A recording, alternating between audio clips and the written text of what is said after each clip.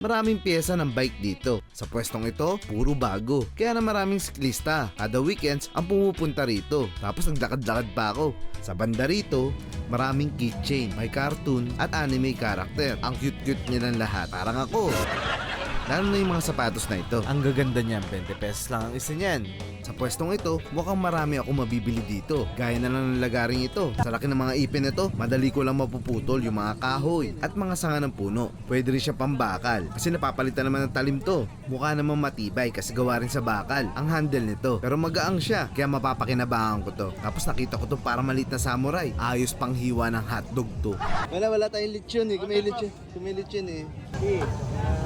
Talagang mura talaga dito sa Burautan, ano? May mga laruan din pa ng tinda si Kuya. Madami din at magaganda pa. May gulong din ng rollerblades at mga dinosaur.